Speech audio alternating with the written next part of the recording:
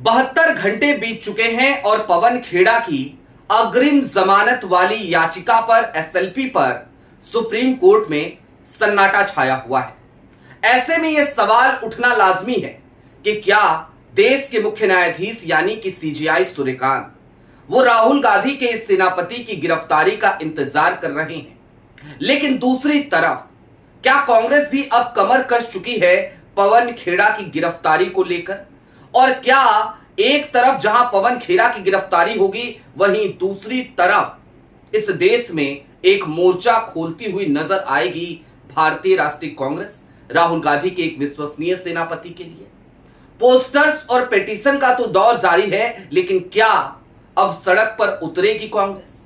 और इन सवालों के साथ ही साथ सवाल यह भी कुछ उदाहरणों के साथ कि क्या होता अगर यह याचिका पवन खेड़ा की याचिका ना होती या फिर कि विपक्ष के किसी नेता की याचिका ना होती, तो क्या तब भी 72 घंटे तक वो याचिका ठंडे बस्ते में पड़ी रहती? एक बड़े ज्वलंत उदाहरण के साथ मैं आज इसका विश्लेषण करना चाहूंगा। नमस्कार, मैं स्वप्निल और आप मुद्दा देख रहे हैं। दोस्तों, आगे बढ़ें उससे पहले वही छोटी सी अपील। मुद्दा इन दिनों एक गंभीर आर्थिक संकट से जूझ रहा है।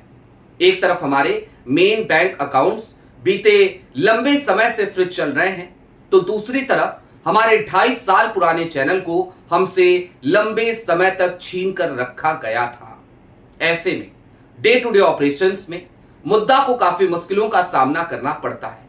लिहाजा आपसे गुजारिश है, यदि आप चाहें तो स्क्रीन पर दिख रहे क्यूआर कोड या फिर के नीचे दिख रहे यूपीआई नंबर्स के जरिए मुद्दा की छोटी छोटी मदद जरूर कीजिएगा, ताकि हमारी बेबाकी यूं ही बरकरार रहे, हम खुलकर यूं ही सवाल उठाते रह सकें। अब आगे बढ़ते हैं और जरा समझने की कोशिश करते हैं कि 72 घंटे के इस खामोशी को क्या नाम दिया जाए। आपकी स्क्रीन पर जिस वक्त मैं ये वीडियो रिकॉर्ड कर रहा हूं, उससे तकरीबन 20 मिनट पहले सुप्रीम कोर्ट की वेबसाइट का लिया गया स्क्रीनशॉट है। ये पवन खेड़ा की एसएलपी का केस स्टेटस दिखाता है और अभी तक ये पेंडिंग है, यानी कि लंबित है। अभी तक जिस वक्त मैं ये वीडियो रिकॉर्ड कर रहा हूं, इस याचिका को लिस्ट नहीं किया गया, बेंच भी अलॉट नहीं की गई, सुनवाई कब होगी किसी को पता नहीं है। और दूसरी तरफ पवन खेड़ा की गिरफ्तारी वाली तलवार जो उन पर लटक रही है, वो हर गुजरते वक्त के साथ और ज्यादा उनके करीब आती जा रही है। लेकिन अब जरा थोड़ा सा ठहरिए, मैं आपको एक पोस्टर और दिखाना चाहता हूं। आपके स्क्रीन पर ये जो पोस्टर दिख रहा है ना, ये तो सिर्फ एक लोकेशन का पोस्टर है, ये झारखंड का पोस्टर है। झारखंड में जगह जगह पर ये पोस्टर लगा है, लेकिन ये सिर्फ झारखंड में नहीं लगा। देश के अलग अलग राज्यों में कांग्रेस का वहां का स्थानीय नेतृत्व अब वो पवन खेड़ा के साथ खड़ा होता हुआ नजर आ रहा है। जगह जगह पर पोस्टर और बैनर पवन खेड़ा के समर्थन में कांग्रेस लगा रही है। इतना ही नहीं, कांग्रेस से एक पिटीशन भी ऑनलाइन साइन करा रही है और उस पिटीशन में सीधे तौर पर कांग्रेस ये कह रही है, एक मैसेज दे रही है इस देश को कि आज पवन खेड़ा को खामोश कराया जा रहा है, कल बारी आपकी हो सकती है। मैंने आपसे कहा था कि मैं आपको एक ज्वलंत उदाहरण दूंगा, कंपेयर करूंगा, तुलना करूंगा इस केस की किसी दूसरे केस से। तो जरा उस तरफ चलते हैं और उसके बाद कांग्रेस की क्या तैयारी है पवन खेड़ा की गिरफ्तारी के बाद, उस पर भी जरा विस्तार से बात करेंगे। लेकिन सबसे पहले जरा याद कीजिए विजय शाह को। याद है ना आपको, मध्य प्रदेश का वो बेशर्म मंत्री जो आज भी मंत्री पद लिए बैठा है, अपनी कुर्सी पर चिपक के बैठा है, इस्तीफा देने को तैयार नहीं है। वही विजय शाह जिसने इस देश की एक बहादुर बेटी को, कर्नल सोफिया कुरैशी को, बड़ी बेशर्मी, बड़ी बेहयाई, बड़ी घटियाई के साथ आतंकवादियों की बहन करार दे दिया था। और उसके इस बयान का जब संज्ञान मध्य प्रदेश के हाई कोर्ट ने लिया, जज साहब थे अतुल श्रीधरन साहब, आपको याद होगा, तो आनन फानन में सुप्रीम कोर्ट में भी यह मामला तुरंत ही लिस्ट हो गया और सुप्रीम कोर्ट ने मध्य प्रदेश हाई कोर्ट की कार्रवाई पर स्टे लगा दिया। उस समय पे आनन फानन में यह सब कुछ हो गया, जबकि जिस तरीके की भाषा का इस्तेमाल उस वक्त पे उस व्यक्ति ने किया था इस देश की एक बहादुर बेटी के लिए, विजय शाह का इस्तीफा तो होना ही चाहिए था, वो तो गिरफ्तार हो जाना चाहिए था। और वो भी एक ऐसे व्यक्ति का जो सीरियल ऑफेंडर है। पवन खेड़ा कोई सीरियल ऑफेंडर नहीं है, लेकिन विजय शाह सीरियल ऑफेंडर है। वो इस तरीके की हरकतें पहले भी करते रहे, लेकिन उसके मामले की सुनवाई तुरंत हो गई और पवन खेड़ा के मामले की सुनवाई अभी तक नहीं हो रही है। और पवन खेड़ा के मामले की सुनवाई भी आनन फानन में हुई थी। कब हुई थी? तेलंगाना हाई कोर्ट से ट्रांजिट बेल मिलती है पवन खेड़ा को, 1 हफ्ते की अग्रिम जमानत मिलती है, ट्रांजिट बेल मिलती है और तेलंगाना हाई कोर्ट कहता है कि आप निचली अदालत चले जाइए या संबंधित अदालत में चले जाइए।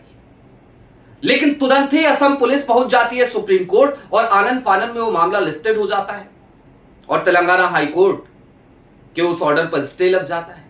तो तब तो तुरंत हो जाता है। आज 72 घंटे बीत गए, अभी तक सब नील बटा सन्नाटा है। तो सवाल उठ रहा है और इसीलिए सवाल हमने आज किया कि अगर यह याचिका पवन खेड़ा की ना होती, विपक्ष के किसी नेता की ना होती, तो क्या इतनी ही देरी लगती? सोचने का काम आपका है, आप सोचिएगा और जो कुछ भी आप सोचेंगे वो कमेंट बॉक्स में जरूर बताएगा। लेकिन अब कांग्रेस क्या कर सकती है, क्या करने जा रही है, पोस्टर पिटीशन से आगे भी क्या कांग्रेस की कुछ तैयारियां हैं, जरा उस बात को समझिए। कांग्रेस का आला कमान और खुद पवन खेड़ा भी अब ये बात मान चुके हैं कि उनकी गिरफ्तारी होनी तय है। नजरें हालांकि 4 मई के चुनावी नतीजों पर जरूर टिकी है। अगर 4 मई को असम में सरकार बन जाती है कांग्रेस की, तो जाहिर सी बात है पवन खेड़ा को राहत मिल जाएगी। लेकिन अगर 4 मई को सरकार कांग्रेस की नहीं बनती है, क्योंकि भाई आजकल जनादेश आता है या ज्ञानेशादेश, ये एक बड़ा सवाल है। तो अगर 4 मई को ऐसा नहीं होता है तो फिर जरा सोचिए कि पवन खेड़ा का गिरफ्तार होना तो तय है। वो देश छोड़ के तो भाग नहीं जाएंगे, वो भगोड़े तो हैं नहीं, वो माफी वीर भी नहीं है कि माफी मांगेंगे, तो गिरफ्तार होंगे, गिरफ्तारी देंगे। लेकिन गिरफ्तारी के बाद क्या होगा? तो ये पोस्टर पिटीशन से आगे की लड़ाई अब कांग्रेस लड़ेगी। कांग्रेस पवन खेड़ा के लिए सड़कों पर उतरेगी, जगह जगह पर आंदोलन आपको पवन खेड़ा के लिए होते हुए नजर आएंगे। और इसलिए होगा ऐसा क्योंकि ये कांग्रेस के आला कमान का डिसीजन है, ये राहुल गांधी का डिसीजन है। दरअसल कांग्रेस में राहुल गांधी के खिलाफ जब भी कुछ भी हो रहा होता है तो कांग्रेस के नेताओं की प्रतिक्रिया बड़ी ठंडी होती है। और राहुल गांधी खुद के लिए तो कह नहीं सकते कि भाई मेरे खिलाफ ये सब चल रहा है तो चलो जरा तुम लोग आंदोलन कर दो, चलो जरा तुम लोग सड़क पे उतर जाओ, मेरे खिलाफ कैसे बोल दिया। राहुल ये बात खुद के लिए नहीं कह सकते, लेकिन राहुल को बहुत अच्छे से पता है कि पवन खेड़ा उनके लिए क्या अहमियत रखते हैं। राहुल गांधी को अच्छे से पता है कि पवन खेड़ा एक ऐसे एसेट है कांग्रेस पार्टी के लिए जो लगातार अपने रिसर्च के जरिए, अपने शोध कार्यों के जरिए कांग्रेस के सामने और देश के सामने बहुत बड़े बड़े मुद्दों को, बहुत बड़े बड़े गड़बड़ घोटालों को उजागर करते रहे हैं। लिहाजा कांग्रेस हाथ पे हाथ रख के बैठ जाएगी पवन खेड़ा की गिरफ्तारी के बाद, इस बात की उम्मीद आप मत लगाइएगा। हां, बात इधर है ये कानूनी लड़ाई होगी, लेकिन इस मामले में क्या वाकई में पवन खेड़ा को सजा सुनाई जा सकती है? अब जरा उसका भी विश्लेषण कर लीजिए। पवन खेड़ा ने जो आरोप लगाए वो सारे आरोप आज भी पब्लिक डोमेन में तैर रहे हैं। पवन खेड़ा ने जो कुछ भी कहा वो प्रेस कॉन्फ्रेंस में कहा, उसकी वीडियो फुटेजेस लगातार तमाम जगहों पे उपलब्ध हैं। उन्होंने जो डॉक्यूमेंट्स दिए वो डॉक्यूमेंट्स भी लगातार पब्लिक डोमेन में उपलब्ध हैं। यानी कि पवन खेड़ा को हिरासत में लेकर पूछताछ की जाए, इसकी बहुत ज्यादा जरूरत यहां पर महसूस नहीं होती।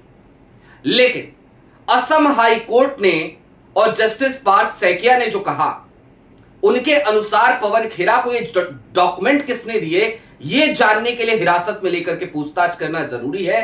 तो कोई बात नहीं, कर लीजिए वो भी पूछताछ। लेकिन इससे क्या हो जाएगा? क्या पवन खेरा ने ये कह दिया था सीधे तौर पर कि भाई ये सब कुछ आ गया है और सब खुलासा हो गया है? नहीं, उन्होंने अपनी पूरी प्रेस कॉन्फ्रेंस के दौरान बार बार एक बात दोहराई और कहा कि इसकी जांच होनी चाहिए, इसकी जांच कराई जानी चाहिए। क्योंकि व्यूमिंग की वो जो वेबसाइट है उस पर जाकर के आप ऑनलाइन भी सर्च कीजिए तो आपको ये सारी डिटेल मिल जाती है। जिन कंपनियों का जिक्र किया, अगर उन कंपनियों का केवल नाम आप गूगल पे डालें तो व्यूमिंग की उस वेबसाइट का लिंक आपके सामने आ जाता है। फिर ये सवाल बेमानी से नहीं हो जाते कि पवन खेरा को ये तमाम दस्तावेज किसने दिए, हम जरा उसके बारे में जानना चाहते हैं। हो सकता है पवन खेरा ने खुद ही खोजा हो, क्योंकि माधवीपुरी बुच के मामले में अगर आपको याद हो तो पवन खेरा ने जिस तरीके के सनसनीखेज खुलासे किए थे, उसके बाद माधवीपुरी बुच वो अपनी कुर्सी पर बैठी नहीं रह पाई थी। लिहाजा पवन खेरा एक विश्वसनीय चेहरा है, जो कुछ भी बोलते हैं डंके की चोट पे बोलते हैं।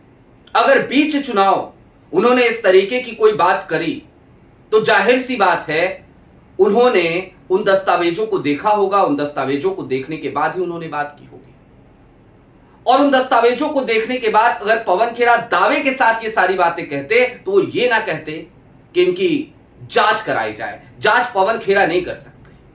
और आज की तारीख तक जांच का हाल क्या है जानते हैं? सूत्रों के हवाले से खबर चलाई गई बीते दिनों, असम हाईकोर्ट का फैसला आने से पहले सोर्सेज के हवाले से खबर।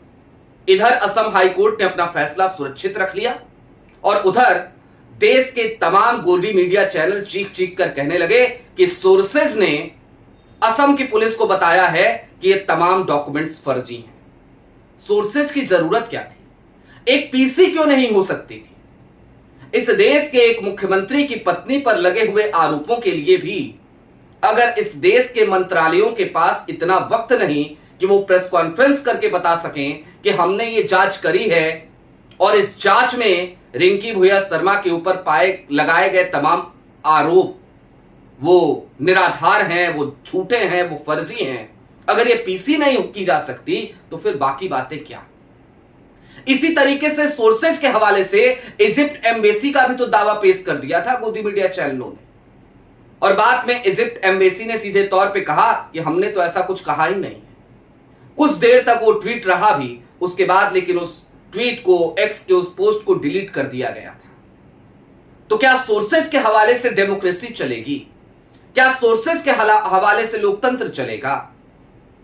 और अगर चलेगा तो फिर भैया सोर्सेज जो कहेंगे उस पर आंख बंद करके भरोसा करना पड़ेगा।